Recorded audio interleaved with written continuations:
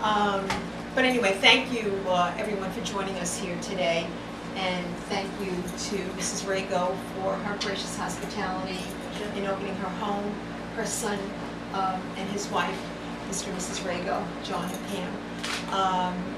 But again, we just want to get the message out there of what's truth and what's fiction, and this is the truth.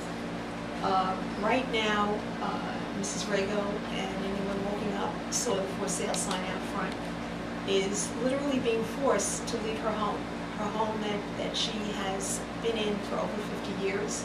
She and her husband raised their family here, John, and it's a painful thing to have to leave your home. This is the place she wishes she could stay, but unfortunately, because of what is happening with the taxes here in the town of Bellone, and really across Suffolk County, to be fair, they're going up. And we actually have the bills, we have the numbers from 2008, from a fee of $9,800 to today of almost $12,000, and that's with a veteran's exemption. That's with a veteran's exemption. Without that veteran's exemption, without her husband, risking life and limb and being in World War II, was it? Yes. It would be almost anywhere from $1,200 to $1,800 more. So that would take the tax bill on this modest, home to over $13,000, almost $14,000 a year. And when you take someone's pension, doesn't even pay for the taxes. The fact that this is a two-family house is the only thing really that's going to enable her probably to sell it. But even if you took the income from the apartment, it doesn't pay for the taxes. And that's without everything else that's involved. So, Mrs. Rago, tell us, really, what does this mean to you? The home means a lot to me. We bought this home 50 years ago, and we were very happy here. We had so many nice times, so many wonderful memories. We had the family out here every weekend. We were known as the house with the parties. And my husband had, he took such pride in his house. He always had beautiful flowers outside, which I can't do anymore. But he had this place looking like a botanical garden, and he had everything so coordinated with the colors. Like I said, we were very happy here. My two children, I have another son besides John, were practically raised here. They came here. John was, 11 years old, and my other son was 9. And we were happy here. I still am happy here, except that I can't keep it anymore. And I feel it's not fair to me that I have to leave the home that I love so much and go elsewhere. Fortunately, where I'm going, it's nice too. But the memory is still here. Of course. And from what I've seen, the home you're going to is going to be a little bit more affordable. It's in a senior complex, and the taxes are going to be $2,000 a year. Well, about rather than the nearly $14,000 that you're paying now. So certainly that is a big difference. But you're not going to be able to bring your family together as a unit, entertaining and having the holiday. Right. Yeah. So there's a trade-off. And the only thing is that I've made a lot of friends here. I have to leave my friends, start all over again. My church, I was very active in my church. And that's the sad part of it. We were talking earlier, and Mrs. Rago was telling us about the fact that when she worked for many, many years, she was the principal secretary in the middle school. Well, I guess it was the junior high then. We didn't have middle schools then. But, so you can imagine, how many years were you there? 27 years. So 27 years of interacting with all of those families coming in with their kids, starting in the middle school, and the trepidation that parents have. Very often, that connection to the community is with the secretary. The principal's not coming running out. It's the person sitting at the desk who's there putting a face and a heart on the local schools. So you make all of these friendships and relationships over the years, and that is too something that you're going away from and You giving see up. that anymore, you can't have that anymore. Yeah, well, we're sorry for that, Well, for you, I hope to make but new you're one of friends. the lucky ones, really, because you're going to a place that's lovely, Yes, and you'll be closer to family. yes. So, there is an upside with that. Oh, sure. But not everyone is as lucky as Mrs. Exactly, Rayco. that's right. There are those that don't have that option, Mhm. that are in a home that might not be as marketable.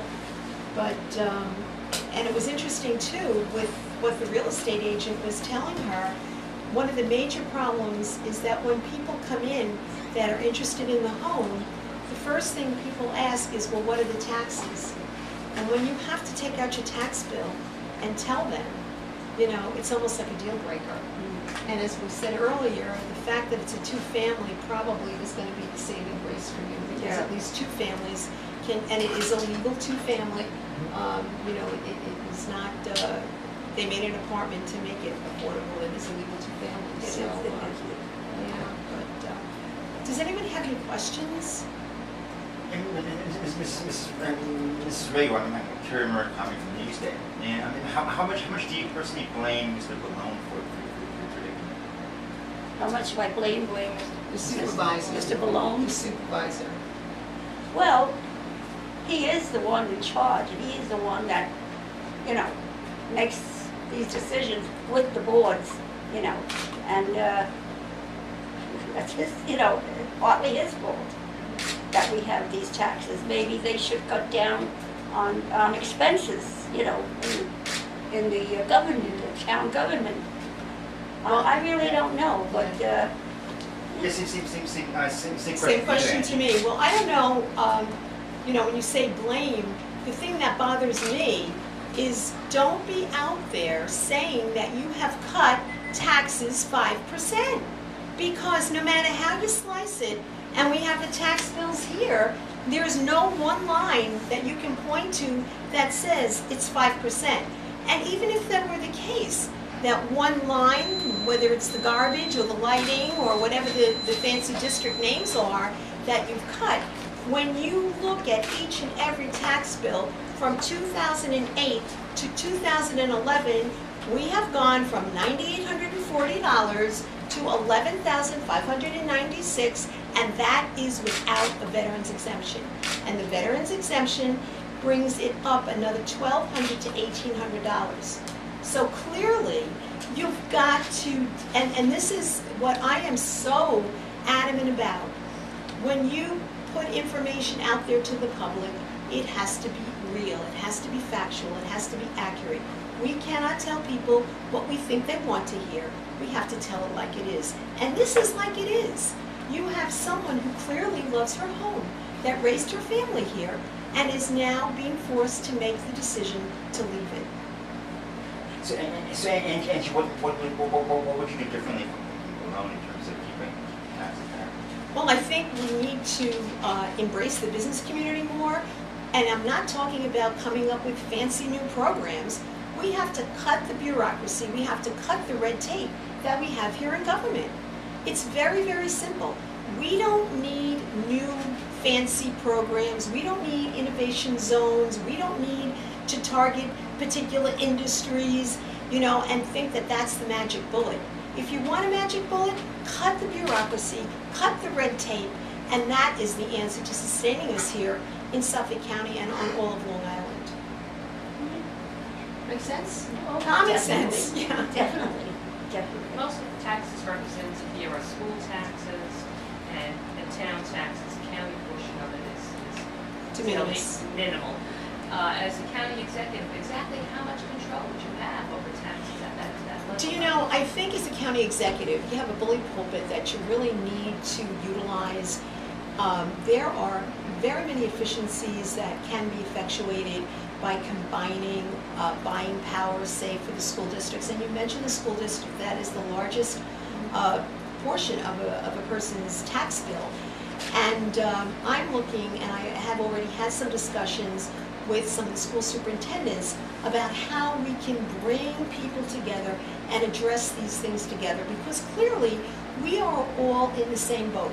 Whether you're the county executive, a town supervisor, a school superintendent, everyone has the same mission, the same desire to continue delivering services, but without negatively impacting the taxpayer. Holding the line on expenses, cutting expenses, but we've got to find ways of doing that. And I think as the county executive, bringing supervisors together, I know that there is a supervisors association, and frankly, I'm a little disappointed that they have not done more to doing things more cooperatively. We have 10 towns here in Suffolk County, and every town has its own slant on how to do things. We all have to live by the same set of rules. We have state regulations, county health department regulations, but we shouldn't have 10 different, ways of doing things. And I think if the supervisors would come together, and that's the role that the county executive can play, and I clearly have a history of doing that in the way I've handled government, in bringing people together quietly, behind the scenes, but trying to come up with solutions, finding out how we can make things better, not sitting there and saying, oh no, we don't do that, oh, we've always done it that way, oh no, we can't do that. We can do it, but we've got to do it together. Total tax bill, you said, is now at $11,596, but that is without the veterans exemption. Well, we can tell you right now that the school district is $4,876. So in this particular instance, I guess because of the senior and the veterans, she has an enhanced star exemption and the veterans exemption, that $4,876 clearly would probably be about $7,000 or $8,000. So how much of that increase that they were talking about was the school district? Well, from one year to the next, actually, the percentage of change over the previous year was 3%. From 11 to 10, it was a 3% increase. That's total combined school. Right. The only decreases in the tax bill in that particular year was a decrease of 0.12% for the library tax in copay and 1.08% in the county general fund. Those were your decreases on the tax bill. Every other line on this tax bill was an increase, or in one instance stayed the same because there was no outside villages, so that one was a 0. But every other line was up markedly, including the, well, it doesn't give the percentage, but the garbage was almost $1,000 for the garbage. It's double to family homes, right? Right. Garbage and Right. The highway tax went up 17.99%. You must have had your roads paved. Are they? No, I didn't think so. Because that's what I'm hearing clearly across the town as I'm out there meeting people and asking them, because, my opponent is saying we're going to do what, for the county, what we've done in Bellone. And he's saying he's going to lower taxes and create jobs. And I'm out there and I'm hearing my road is not getting paved. I call town hall and people are not responsive. I'm not getting answers to my questions. There's clearly a frustration. And I certainly don't want to see this spread across the county.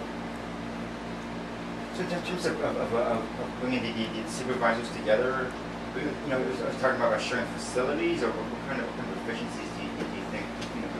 Well, and I've said this in the past, I don't have all of the answers. The answers are out there. And we clearly have to be willing to listen to people and bring people together that have those answers. And we will come up with the solutions. I know the supervisors are in a position where they want to cut expenses and they don't. And there are some strategies that one town might be doing that the other may not even know about it. And I can equate it. Many years ago when I was the president of the Chamber of Commerce, I created a town-wide chamber council where I brought all of the chambers in the town of Islip together, and we shared strategies on what we did to help promote our businesses, and what worked in your town might not work in my town, but if it didn't work in your town, we need to hear about it, so maybe if we do it, we could make it better. Just sharing that information is so very important. And we see, in the wake of the storm that we've just endured with Irene,